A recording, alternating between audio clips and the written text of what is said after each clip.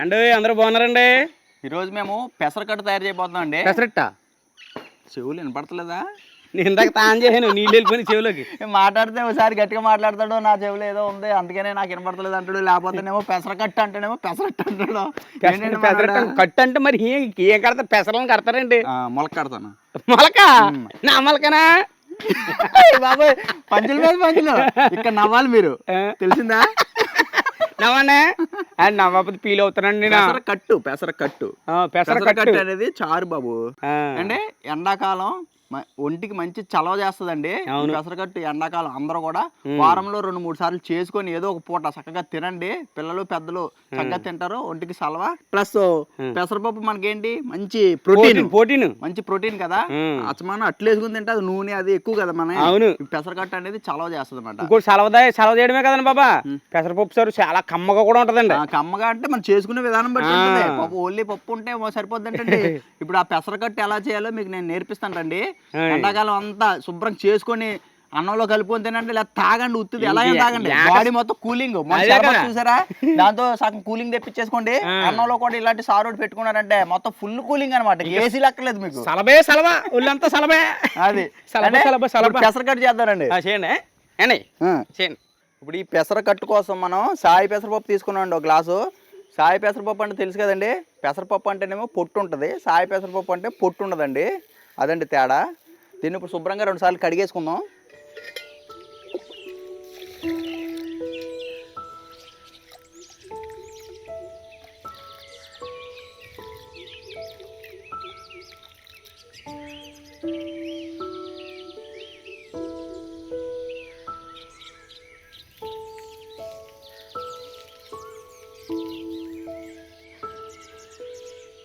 ఇప్పుడు పప్పు ములిగే వరకు నీళ్లు పోసుకొని 10 నిమిషాల పాటు నానబెట్టుకుందాం అండి. తొందరగా ఉడుకుద్ది పప్పు.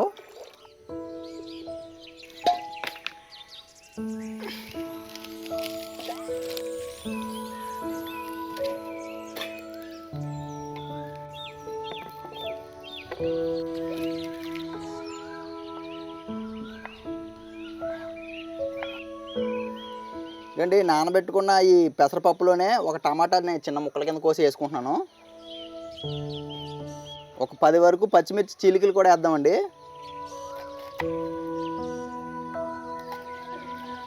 దీంట్లోనే ఒక 1/2 చెంచా పసుపు వేసుకుందాం. ఉడకబెట్టేసి పొయ్యి మీద పెట్టి మెత్తగా ఉడకబెట్టేసుకుందామండి ఒక 1/2 గంట సేపు.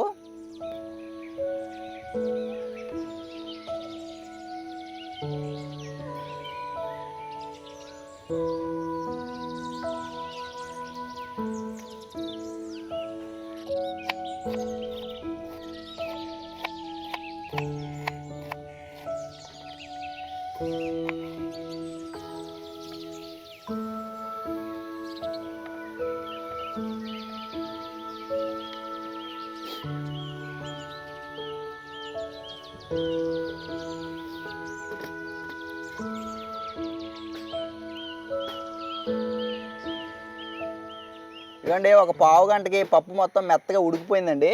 ఇప్పుడు దీన్ని దింపేసి బాగా మెదిపేసుకుందాం పప్పు గుత్తెట్టి.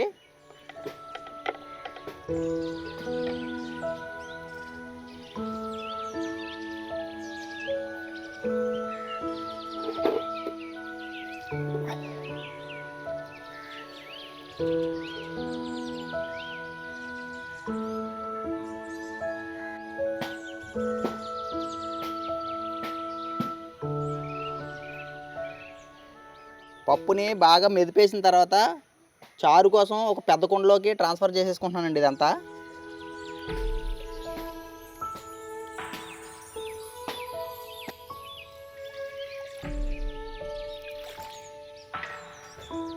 పప్పు దాకా కూడా కడిగేసి నీళ్ళు పోసేసుకుందాం.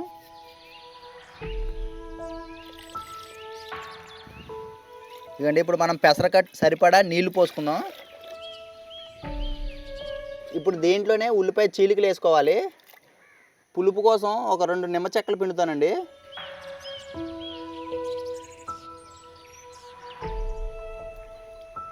మీకు పులుపు అవసరం లేదు అనుకుంటే కనుక ఈ నిమ్మకాయని అవాయిడ్ చేయండి. రుచికి సరిపడి ఉప్పు వేసుకోవాలి. ఒక చిటికెడు మిరియాల పొడి కూడా వేస్తున్నానండి రుచి కోసం. ఇప్పుడు దీన్ని పొయ్యి మీద పెట్టేసుకొని ఒక 10 నిమిషాల పాటు మరిగించుకుందాం.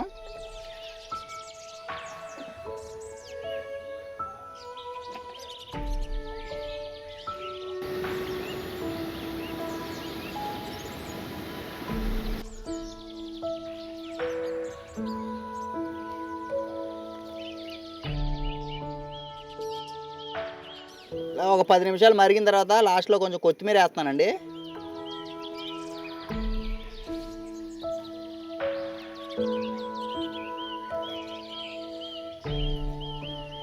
ఇప్పుడు తాలింపు పెట్టుకుందాం అండి.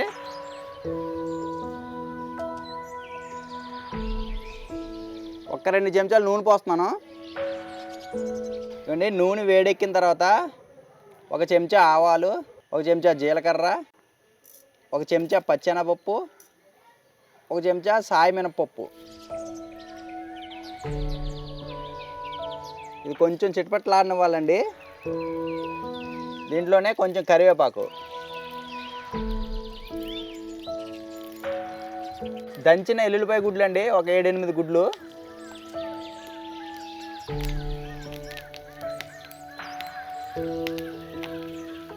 ఒక 4-5 ఎండుమిర్చి ముక్కలండి.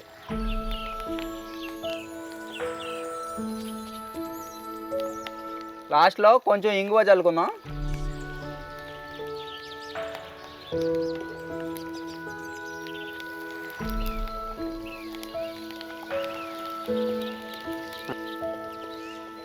తాలింపు బాగా వేగిన తర్వాత దీన్ని తీసుకెళ్ళి మనం పెసరకట్లు వేసేసుకుందాం అండి.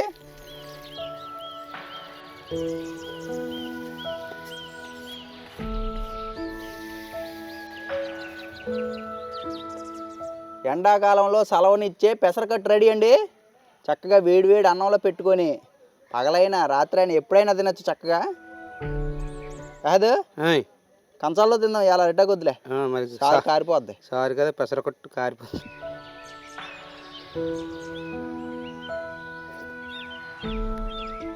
దీంట్లో మనం కారం వేసుకోక్కర్లేదండి. ఒక 10 పచ్చిమిరకాయల వరకు పప్పు ఉడికేటప్పుడు వేసేసేది కదా, పచ్చిమిరకాయలు ఉన్న కారం అంతా కూడా పప్పుకు పట్టేస్తుందండి. మీరు అలా కాకుండా కారం కూడా కావాలనుకుంటే కారం కొంచెం వేసుకోవచ్చు. పచ్చిమిరకాయలు మాత్రం చారు మరిగేటప్పుడు వేసుకుంటే సరిపోద్దండి, అడ్జస్ట్ అవుద్ది అనమాట.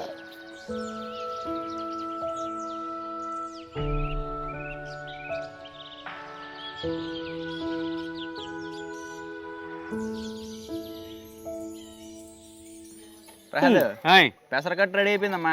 వేసాను మరి, నాకు వేడిగా తినేస్తాను. శుభ్రంగా తిని పొలం వెళ్ళి ఎంత పని చేసినా నీకు వేడి తగలదు. ఇక చల్లగా ఉంటుంది, పడి ఉంటుంది. అలాగే గతంలోనే మా తాతలు కావచ్చు, మీ తాతలు కావచ్చు, ఏ తిని వెళ్ళేవారు పొలాలకి. పెసరకట్టు అంటే మామూలుగా వారంలో 2-3 సార్లు చేసుకునేవారు. చక్కగా శుభ్రం తినచ్చు, రుచిగా ఉంటది. కారాలు గీరాలు ఎక్కువ ఉండవు కదా, అద్భుతమైన రుచి. ఈ కారం అయ్యి రావు. ఆహా, వేడి బాగుంటుంది, తిని. కాదు, ఇలాంటి పెసరకట్టు చేసుకుంటే పొద్దున్నే టిఫిన్ కూడా తినక్కలేదండి. శుభ్రంగా అన్నం ఈ పెసరకట్టు తినేసి మా బావగారు అన్నట్టు సందాల్లాగా పనిచేసినా కూడా గొడవ ఉండదండి. ఆకలన్న ఆలోచన రాదు.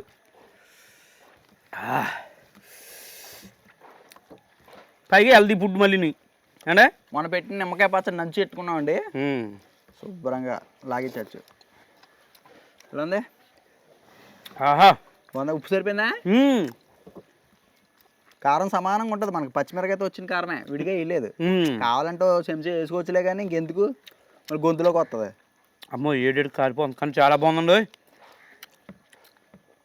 అబ్బా, బ్రహ్మాండంగా ఉంది.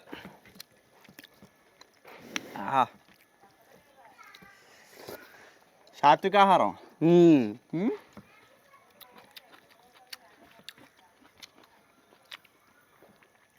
అరుగుదల లేకపోవడం, పొట్ట బెగబెట్టేయడం ఇలాంటిది ఏమి ఉండదండి.